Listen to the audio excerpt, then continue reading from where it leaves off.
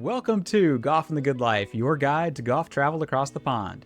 I'm DJ Jones, he is Connor Evers, and today we're going to give you a brief update on 2027 planning and kind of how things stand out there. We know there are a lot of you who are anxiously awaiting maybe some tee times for some particular courses and so forth, and so we wanted to give you an update on where things stand on that point. But before we get there, Connor, great to see you as always, man. What is the latest and greatest on your side of the screen?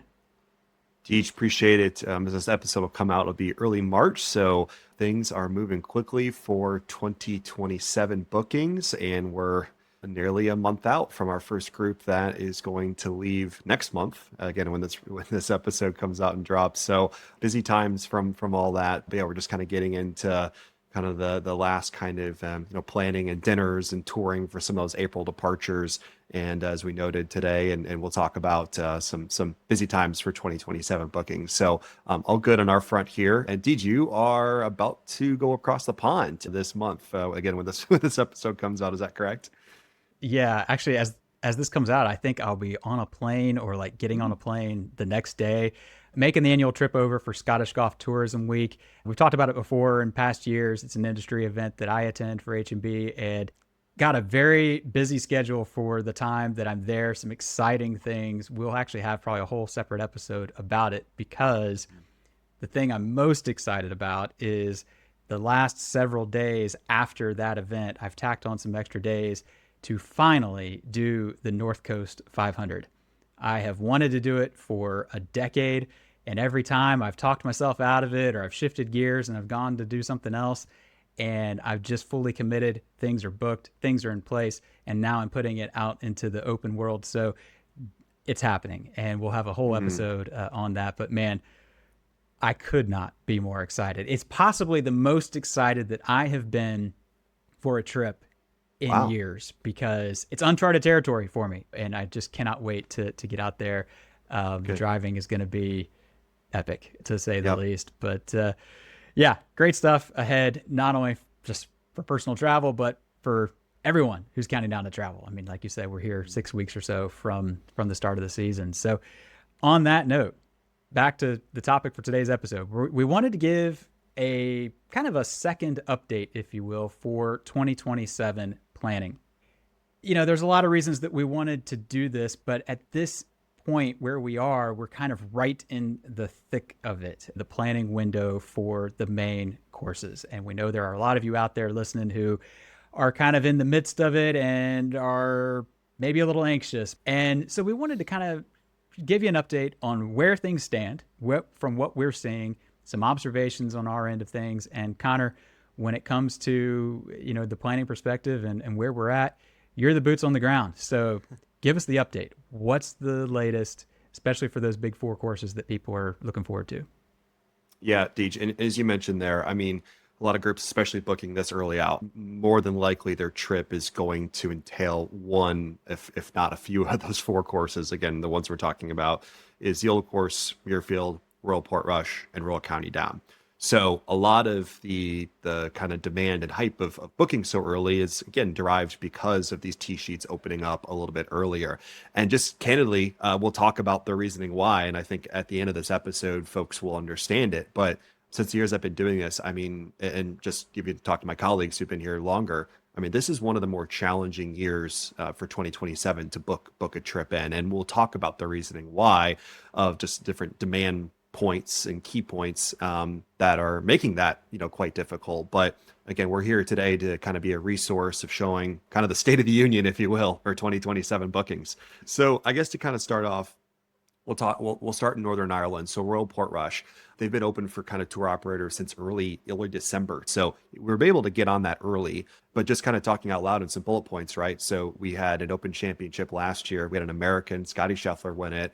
And we had folks that, were on the phone, calling us in July of last year. Hey, this looks awesome. NBC did a great job. I'd love to go up to Portrush and go this year. Well, it's like, sir or ma'am, I can't even get you a tee time this year, nor next year. We have to talk about 2027. So all that demand kind of added up, and now we're booking in those groups for 2027. So we have all this kind of going on. Now, the other factor of this is next year too. Portrush has a tournament in June that they're closed for a few weeks, so that kind of makes everything a little bit more difficult, especially in the summer months.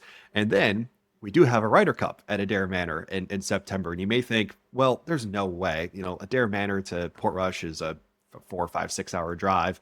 Well, there's helicopters and there's companies that are going from Portrush and County Down all the way to Adair, before that week, during that week, and after that week, and weeks around that. So the tee sheets are even more constrained because of that as well. So, and then the other big part of this, and we mentioned it in our first update this year with Portrush, is that the club changed the booking process where preferred tee times, meaning, your morning, 10 a.m. to noon tee times, give or take, to play the done loose links around that time, you do have to play the value links. And if a group just doesn't want to do that or doesn't have a lot of time to play the value links, well, you're gonna play in the afternoon of the done loose, and you're gonna be done with your round of golf around dinner or after dinner. So that's Portrush. We'll get into a few others.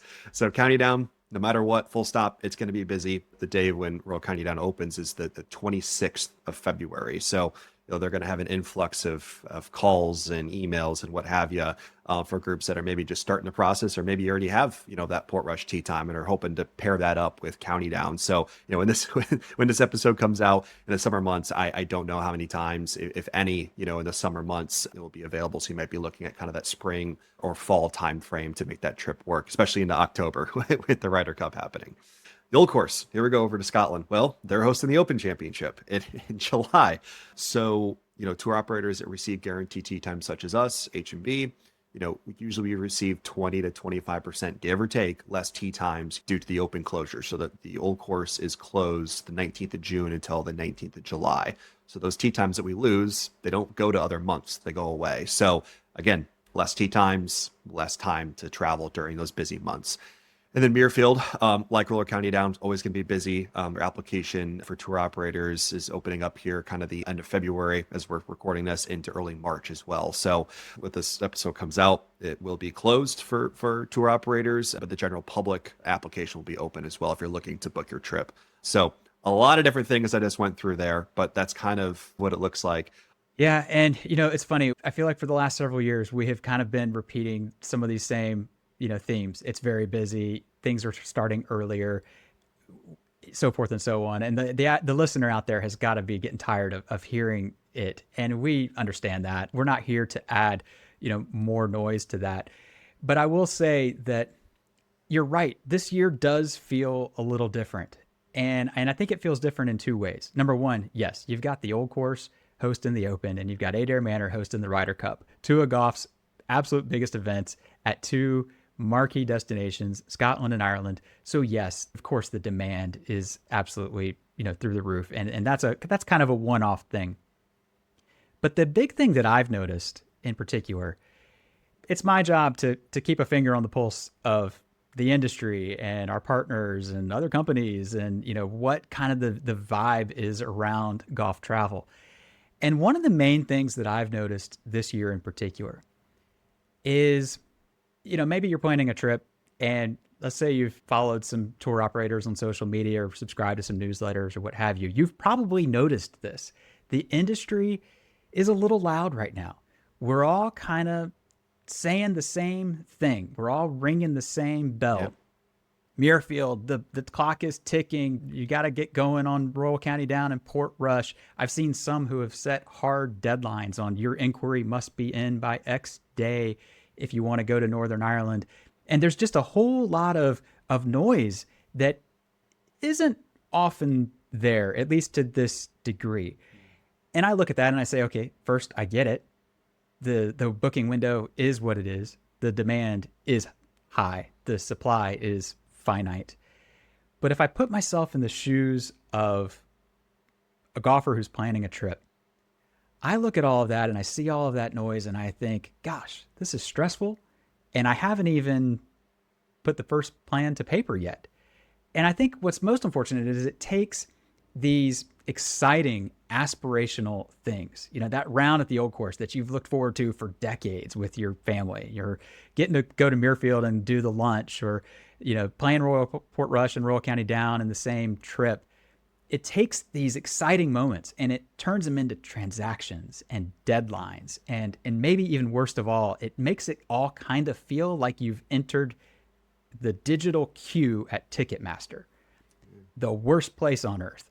And, and Bill Donald at Rural County Down, when we had him on a few weeks ago, he said it best. You've got to treat these places like an event. You got to treat it like the Super Bowl or the Eras Tour. And he is totally right. But gosh, that level of stress and anxiety at the start is just not how this type of travel is supposed to feel.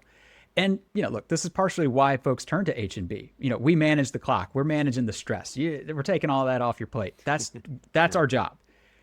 But for a lot of golfers, you mentioned RCD and Portrush, and they're both open now. And as this comes out, there's probably some folks out there that maybe struck out on one of them, or they're waiting for Muirfield to open and they're kind of stressed out about it. And none of this is to add more noise to that and add more anxiety to an already stressful moment. It's to say, we get it. We hear you. We feel the frustration. We kind of share in it to some degree. And yeah. I think that if there is any maybe silver lining out of it, this actually ties back a little bit to our podcast on AI.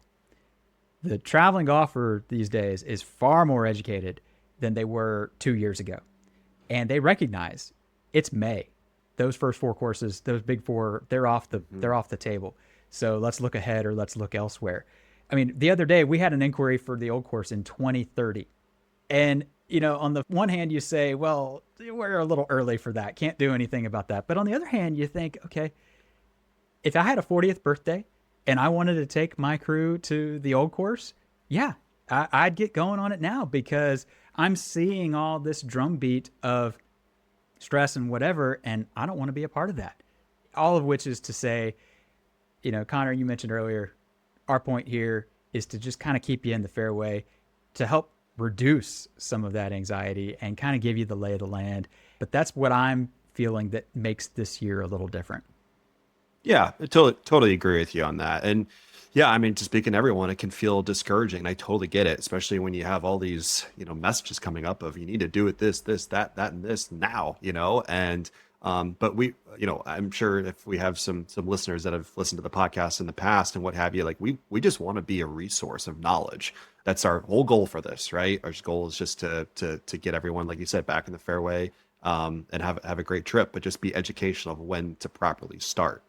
Now, if you're listening to this right now and you're wanting to do a trip with these big 4 courses, I mean, we may have to just change a few things or a different kind of outlook or strategy going forward. The one thing I'll start with too is if you're like, hey, we want to play County Down and Portrush and it needs to be in the summer.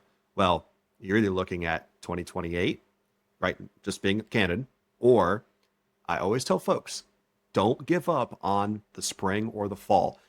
I booked in trips last year in the middle of the summer for April and October at Portrush and County Down because everyone wants to go kind of in those summer months. So don't give up on it. We've talked about it in the past. The spring has recently candidly been the time to go. I mean, we'll have folks that'll be shorts and a pullover, in late April, early May. And when folks come back, they're like, oh my gosh, I'm glad I went, got it out earlier, et cetera, et cetera. So I'll start with that. Not all hope is lost when it comes to that. Now, kind of going back up here to the old course again, like I said, limited tee times, some other strategies you can do. We talk about is this welcome package and balloting or going through the singles daily drop. Those are still options of potential to play. Again, you have to look at your tee sheets. Don't go in June. Don't go in July. Again, you can see the closures online. I mean, you could go, but it has to be really early June or really late July. But again, a lot of people are going to want to travel during that time. So I just simply wouldn't suggest going because you're limiting your odds of getting on. So look at kind of the shoulder months or kind of the beginning or end of summer for applying, as well as going through the ballot process. The other thing I wanted to kind of mention is spec booking. Now, this is not the H&B way of how we do things, but there are some other operators that essentially go out and they'll hold the tee times and then try and then sell those tee times to groups. Again, we do the opposite. We have to have kind of a talk and have a legitimate group and then go out and make the tee times, which strengthens our relationships with our partners because of how we do it. Now, you might be lucky. You may find a company that has, a trip that they've already, paid for and what have you. But could be the itinerary you're looking for, or sometimes it's simply not. It might not be the dates you're looking for. It is completely set in stone, and there's completely no customization to it. You might be able to add a day or add a round or stuff, but usually you're not able to deduct it. Or if it's a place you don't want to play or have already played, you're usually just kind of set in stone to that. So just something to consider, but you may get lucky through that. And there's been plenty of groups that I've worked with where, there isn't availability, but they find a company that has spec booked, and they just kind of go with the dates and go with the itinerary. And it just is what it is. It's not so much theirs, it's just a trip. So, that's another, way of doing it. Again, not all hope is lost, but again, look at those spring months or fall months, no matter where you're going, even Muirfield. I mean, you can even book that a little bit later in October or April sometimes, especially after this influx of dates. Potentially look at, balloting, going through the process of potentially getting a time in those other kind of shoulder months for the old course. So kind of my 2 cents on that as well. That's a great addition. If your heart is absolutely set on the big four, all hope is not lost. In some cases, It's not necessarily a guarantee, but you might still fall into something or a path to make it happen. Great point on booking one of those prepackaged, trips, if you will. I mean, look, the trip itself is not yours. It's more or less a trip that was created and you were kind of pigeonholed into. But if you've got to play XYZ course, it definitely is a route. And look, how many times, a year do we have folks who start out planning their trip with us? They're going to ballot for the old course as their plan. They enter the Swilken package later on, and bang, they hit. And we move some things around, and it all shakes out in the end. So great point. Don't lose hope. I think the other thing that I would add on it is that we understand the desire to play these 4 courses. We get it. It's driving so much of golf travel. But gosh, golf overseas is so much more than these 4 courses. You got to play them. I understand. You need to get it done. If you haven't, yes, every golfer should. But there are so many great opportunities out there beyond those 4. Yes. And I would say that this is also maybe another way where the industry can sometimes start to sound a little bit alike, because you might notice a lot of us are talking about England's Gulf Coast and Northwest Ireland and the Highlands of Scotland and Aberdeen. Well, wouldn't you know that those regions are the ones with the greatest amount of opportunity and flexibility to book in that late trip? But is that to say that they're any less of a region? Absolutely not. I mean, Northwest Ireland will absolutely knock your socks off. I mean, how often have we talked about it here? England's Gulf Coast, you're playing it the year after the Open. It might be the finest concentration of links golf anywhere.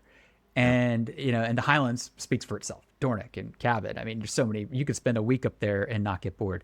So you've got all kinds of options. And I think the last thing I would say on it is, we talked in our last episode, I think it was, about feedback and surveys and what our members tell us year in and year out. And I will tell you that the key thing that jumps out of our surveys every year, yes, playing those big courses is important and it's what they went for.